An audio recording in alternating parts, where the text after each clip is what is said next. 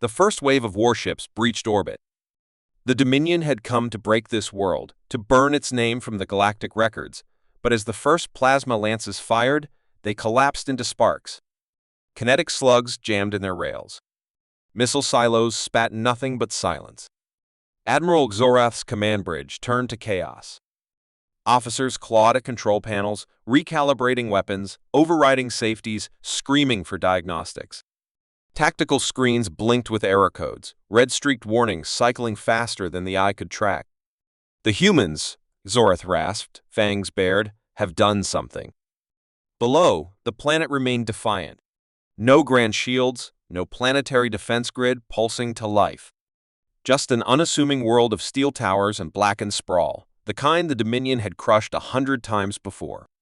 Yet their fleet unmatched, unstoppable, had been gutted without a shot fired. Lieutenant Vask, his scales flushed with unease, turned from his station. "Admiral, our weapons are disarmed at the source. Not disabled. Not jammed. Just gone. Like they were never there." That silence stretched, tightening around throats like a wire. A fleet built for slaughter now hung in the void, toothless. Then the first transmission crackled through the void human made, guttural, laced with mockery. "We told you not to come." A tremor passed through the bridge. Xorath's spines bristled as his mandibles clicked in suppressed fury. A bluff?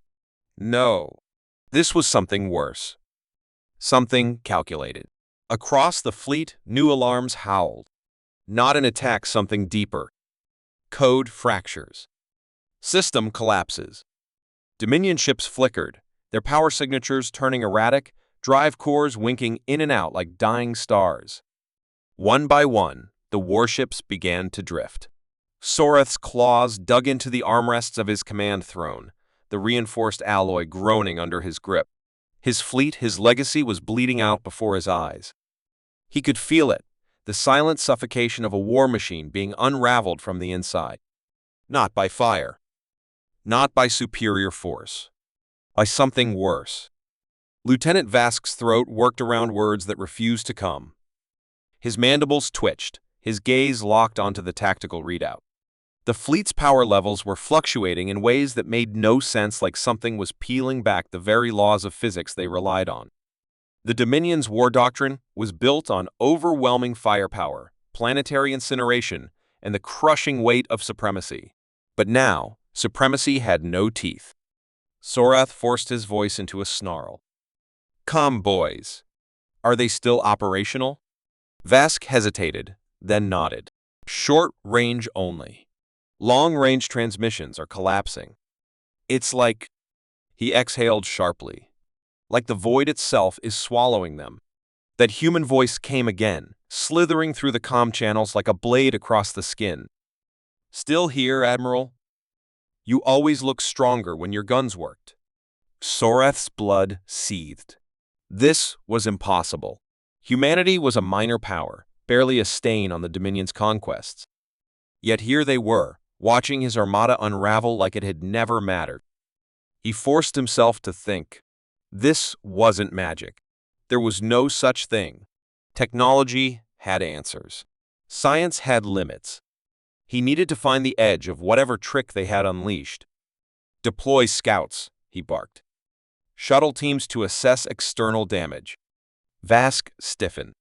"Sir, if this is something external, we risk contamination." "Are you afraid, Lieutenant?" Vask's throat tightened. He knew what Xorath meant.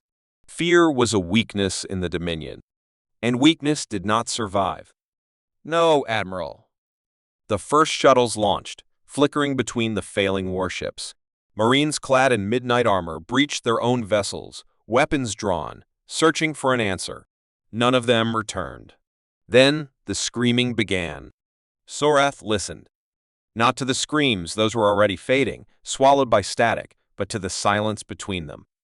Something had taken his soldiers, something faster than his mind could grasp, and now that same silence coiled around the bridge, thick as a noose. Vask's talons hovered over the console, eyes locked on the data feed. "Admiral, the ships. They're still losing power, but something else is happening." Zorath turned, his patience razor-thin. Speak. Vask swallowed. They're being rewritten. The word hung there, wrong in every sense. Not malfunctioning. Not disabled. Rewritten. A new signal pulsed through the Dominion comms, overriding their encrypted channels like they had been left open to rot. Not the humans this time. Something deeper. A whisper threaded with static, crawling beneath their skin like a living thing. You brought us here. A breath of silence. You thought we were dead? Zorath's spines bristled. Vask's mandibles twitched. Something about that voice, it didn't come from outside the fleet. It came from within. Then another warship went dark. Not a slow bleed, not a flickering failure. One moment, a Dominion dreadnought. The next, a carcass in the void. Vask's hands clenched. Sir, the crew manifests. There, he stopped. His own breath hitched. Zorath didn't need to ask. He already knew. The crew wasn't just missing. They were gone. Wiped from existence as if they had never been there at all. And the whisper on the comms, it was growing clearer. Closer. You killed us first. The bridge lights flickered, casting jagged shadows across the faces of those still breathing. Zorath's claws flexed, his mind racing past the edge of reason. Dominion doctrine had no words for this. War was waged with fire and steel, not whatever this was. Vask's breathing had turned shallow, his fingers shaking over the console. Admiral, he rasped. We have movement inside the ships. The ones that went dark. Zorath's gaze snapped to the tactical display. Red outlines his warships were now pulsing with something else. No life signs. No Dominion crew. But something was moving. He had seen ghost signals before, but this was different. This was deliberate. Then the dreadnought Iraq keel reactivated. A ship gutted, its crew erased, now lighting up the tactical grid like it had never been touched. Systems online. Engines priming. Weapons dead only moments ago, now humming to life. But not Dominion frequencies. The comms crackled again, but this time, it wasn't a whisper. It was a voice, layered over itself 100 times, as if spoken by things that had no mouths but remembered how to speak. We took your flesh.